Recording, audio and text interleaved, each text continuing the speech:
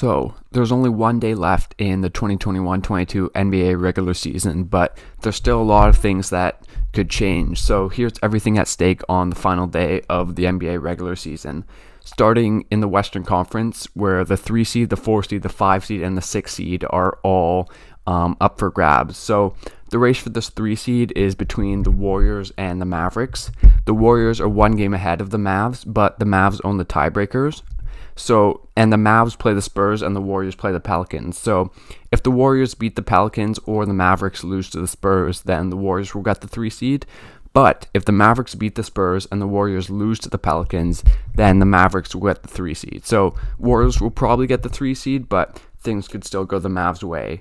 And then the race for 5th is between the Jazz and the Nuggets, who are tied for 5th, but the Jazz own the tiebreak. The Jazz play the Blazers and the Nuggets play the Lakers. So if the Jazz beat the Blazers, which is very likely, or the Nuggets lose to the Lakers, then the Jazz will get the 5th seed. But if the Nuggets beat the Lakers and the Jazz lose to the Blazers, then the Nuggets will get the 5 seed.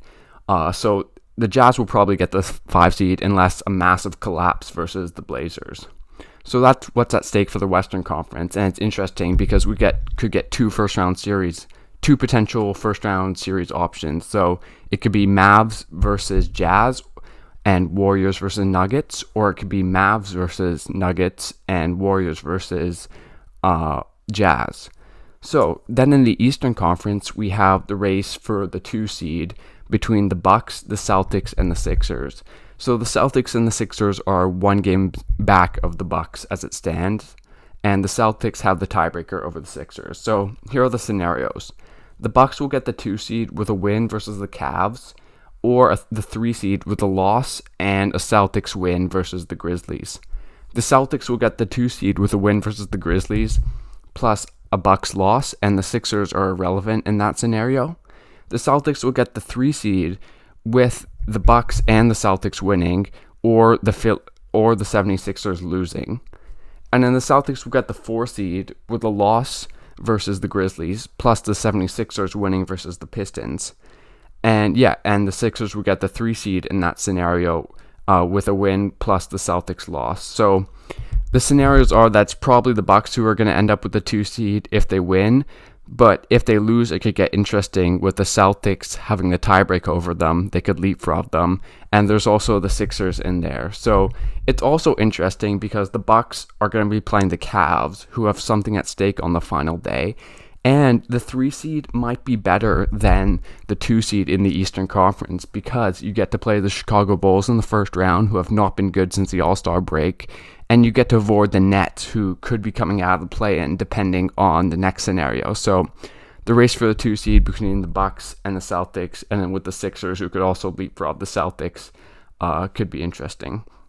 And then the final race is the Eastern Conference play-in. So as it stands, the Nets are the 7 seed, the Cavs are the 8 seed.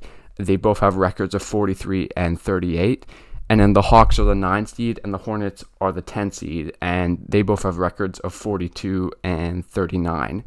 So the Hawks own the tiebreak versus the Cavs and the Hornets, but not the Nets. And the Hornets own the tiebreak versus the Nets. And they essentially own the tiebreak versus the Cavs. But there's a lot of different scenarios that this could go. I think there's like 16 different scenarios, and all of them are pretty complicated. But the basic thing here is if the Nets win, they get the 7 seed, and they play the Pacers. So I'm pretty sure that's going to happen. So they just need to take care of business there, and they'll get the 7 seed. And then with the Cavs, it gets pretty interesting because they don't really have the tiebreak against anyone, so they're going to have to beat the Bucks if they want to keep the 8 seed, probably, because the Hawks play the Hornets, and the Hawks play the Rockets, and the Hornets play the Wizards. So it's likely that both the Hawks and Hornets win. So if the Cavs don't want to fall into the 9-10, where you have to win 2 games in the play-in tournament to get into the first round, then they're probably going to want to beat the Bucks. And as I just mentioned, the Bucks have the 2 seed at stake, but they might want to lose so they can avoid the Nets, who are in the 7 seed. So it's going to be really interesting in the Eastern Conference. If I had to guess, I think the Nets, Hawks, and Hornets are all going to win. So it's going to be really dependent on Cavs, Bucks, and Cavs Bucks is also going to determine the 2 seed, because if the Bucks win, then they get the 2 seed. So yeah, a lot at stake in the East, especially with the play-in race and the race for the 2 seed. And in the West, a little more simple, just a couple of possible series with the 3, 4, 5, 6. But anyways, thanks for watching. Leave a like and subscribe to this channel for more NBA content.